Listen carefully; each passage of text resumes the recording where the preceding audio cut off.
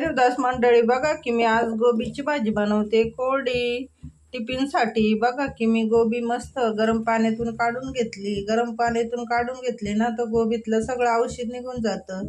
बघा की मग मी तेलमध्ये मस्त राई सोडलेली आहे. बघा की मग कशी तडतड तडतड करते ती. आता खूप छान आणि झाली की लाल.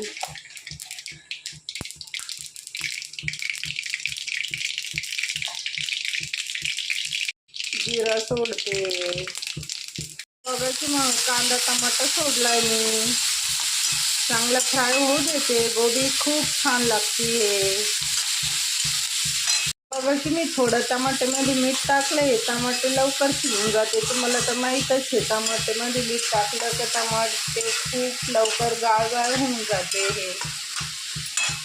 कोणी कोणी ना तर नंतर सगळी भाजी झाल्याच्या नंतर मीठ टाकते, पण माझं तसं नाही आहे. पहिले बघा की मी त्याच्यामध्ये मसाले सोडले, कोथिंबीर सोडले. आता छान फ्राय करून घेते. मग नाही रे, मी गोबी सोडली. आता मस्त फ्राय करून घेते.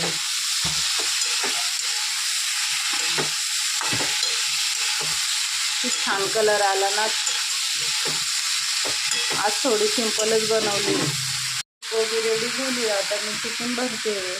बघितले की मग झालं का आमचा डब्बा बनवणं फास्ट पटापटा. मग गोबीची भाजी बनवली मी. खूप छान गरम गरम पोळ्या. ही बघितली का पापडाची चटणी, ही उडदाच्या पापडाची. मग छान आता टिफिन भरून दिला आहे मी आता आमच्या मालकाचा.